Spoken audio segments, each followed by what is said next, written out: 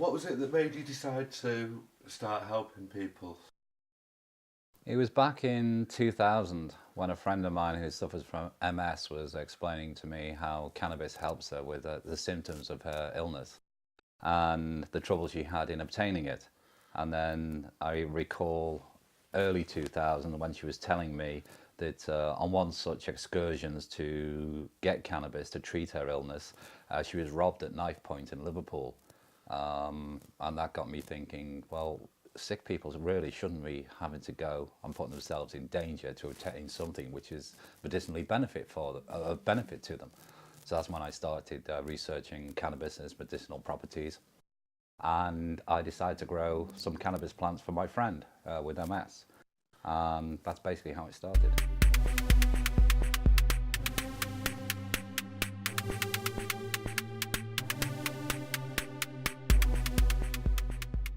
We found actually very strong evidence, really unarguable evidence, that cannabis is useful and works in 4 indications. Anxiety was one, nausea and vomiting, mainly in the context of chemotherapy, but basically nausea and vomiting was 2. Chronic pain is an important one because that's a big deal in terms of numbers of people, and that's all sorts of chronic pain, including nerve pain, so-called neuropathic pain, and spasticity, muscle spasm, which is a real problem after things like stroke and brain injury and multiple sclerosis and such. The report that Professor Micheal Barnes put in to the All-parliamentary group for drug reform, do you think that that's going to be beneficial in helping your cause to get cannabis oil legalised? I don't know, but there've been, over the years, there have been many reports on the medicinal benefits of cannabis, and each successive UK government has ignored them. So I've no confidence that the UK government, certainly the current one, is going to change the law in the short term anyway.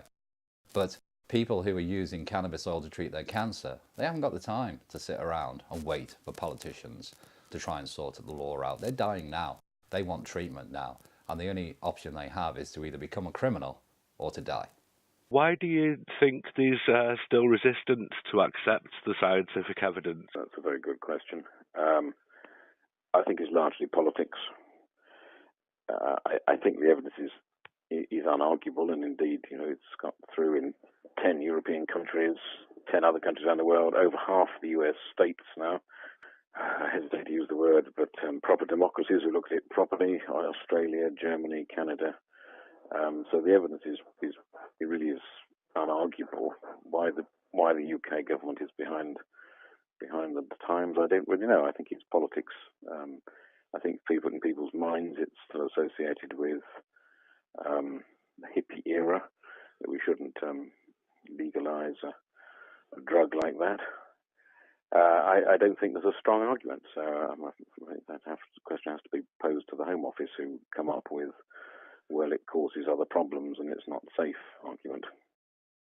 You've faced prosecution many times for what you do with the cannabis oil.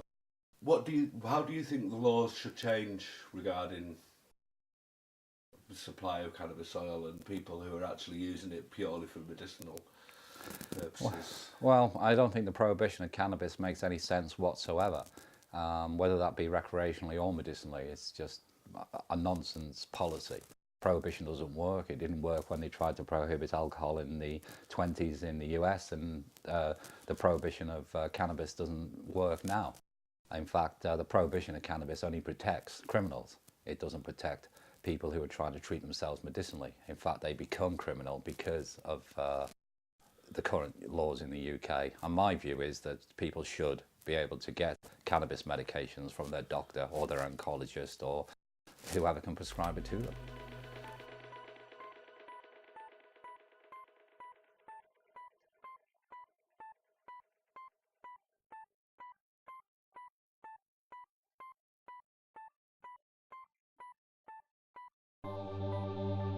There are people, certainly in the UK at the moment, who are dying of cancer.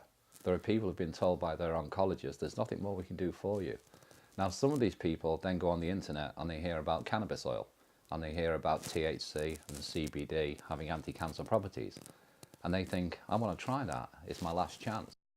Now, the law is saying that if they do that, they're committing a criminal act, and it's putting people who, vast majority have been law-abiding all their lives, in a very difficult situation. At the end of life, they have one choice. They believe that an extract of cannabis will send their cancer into remission and save their life, basically. And the situation they're put in is that they have a choice between, in effect, being a living cannabis criminal or a dead law-abiding citizen.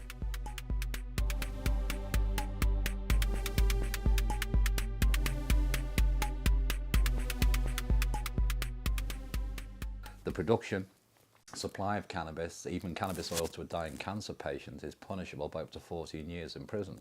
The way I look at it, and a lot of other people look at it, is when it comes to someone treating themselves with cannabis to treat their illness, especially when the NHS can do nothing more for them, well, why are they in that situation? Why have they been put in that situation? And who is the victim of their supposed crime? I mean, I'm facing 14 years in prison every time I assist someone who's dying of cancer. Why? Who is the victim of my crime, or indeed the person who's treating their own cancer? Who's the victim of their crime? There is no victim. So there's no victim. In my views, there shouldn't be a crime.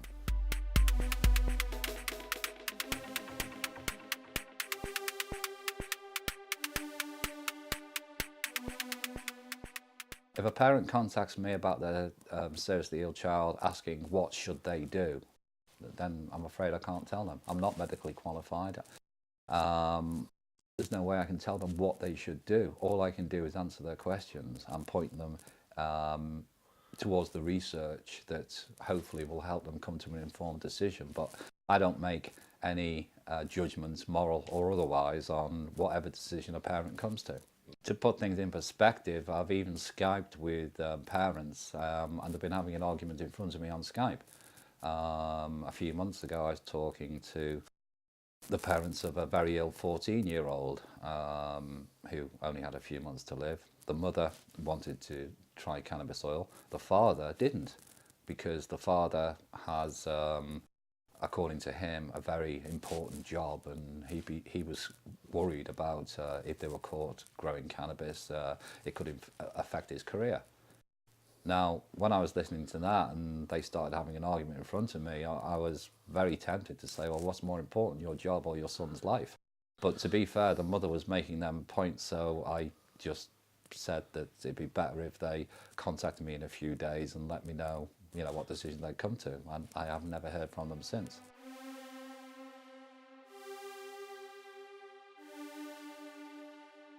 I'm not promoting this as, a cure. But I'm aware of, and there's plenty of people who credit their remission of cancer from the use of cannabinoids. And I have seen cases myself where people who are having no conventional treatments, or they've come to the end of conventional treatment, with a very poor prognosis, have started taking cannabis oil, and then their cancer has gone into remission. But that doesn't happen in every case. So again, I'm more interested in the people who don't go into remission rather than the people who do. The rest of the world is moving forward on cannabis, and as we move forward, the UK seems to be moving backwards. America, we've discussed. Jamaica, it's been legalised there. Canada, cannabis has been legalised for medicinal use. Portugal and Spain, cannabis is certainly decriminalised for medicinal use. But in the UK, we're still prosecuting people. And in the UK, we're locking people up because they might have had a joint 2 weeks ago. And yet in Colorado, the figures are available now to show that death rates on the roads and instances of dangerous driving caused by drugs is actually down in Colorado. Now, personally, I don't think anyone should drive while they're high, but cannabis stays in the system for up to a month, and it can be detectable. Doesn't mean you're under the influence, doesn't even mean that cannabis in your system will impair your driving. And the interesting thing is that the new regulations that came in this year regarding having traces of cannabis and losing your driving license. Well, to me, that's just another sanction for people who have driving licenses. If you haven't got a driving license, you don't have to worry about it. But if you have got a license, yeah, this is designed to stop you using cannabis. But what about the people who get a prescription for Sativex? Well, this is where the law comes into disrepute, because the Home Office is effectively saying, well, if you're prescribed Sativex from your doctor and you're driving with THC from Sativex in your body, that's okay. You're driving safe. But if you've got traces of THC in your bloodstream from smoking a joint, that's unsafe. But THC is THC. Whether you get THC in your bloodstream from smoking a joint, or whether you get it from spraying this spray under your tongue, you still got THC in your body. So this says to me, this needs challenging in court.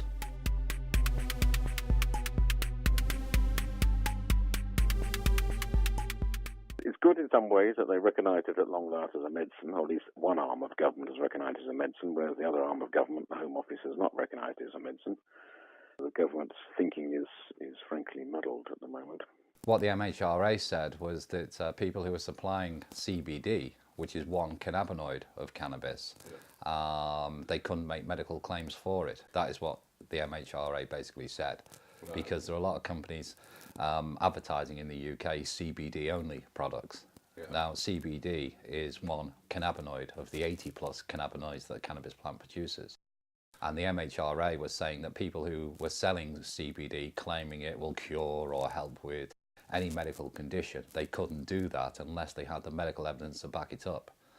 Okay. So the way the UK law is at the moment, CBD is actually legal in the UK. It's just illegal to sell it, making medical claims for it.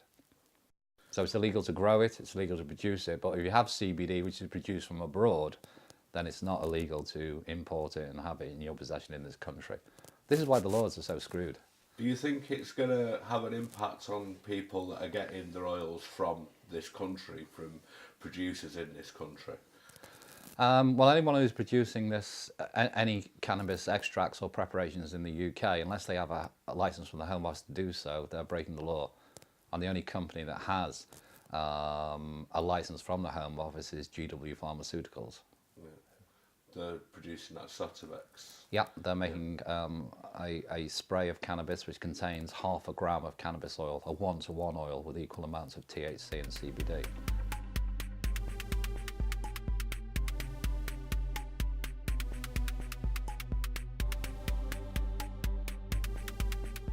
What would you like to see happen in the future regarding... Well, I would like to see anyone who requires access to cannabis medicinally, that they should have access to it, whether that be from them growing their own plants, making their own preparations, or whether it be from a doctor prescribing something to them. Whichever way, there are people, certainly in the UK at the moment, who are dying of cancer. Well, I think there's a sort of sideline of the CBD issue needs to be more thought through. I think it needs to be continued to be legally supplied whilst the companies begin to gear themselves up to do proper studies. I'm not saying they shouldn't do proper studies, but they need time to do it and perhaps get their act together and join together to put funding in to make those studies happen between them all. But that's a sort of side issue in a sense. To legalise cannabis generally for medical usage, sadly, I think we still need to continue the pressure on the government. We're now up to nearly 60 MPs who are prepared to put their head above the parapet. So I think it's down to political and social pressure.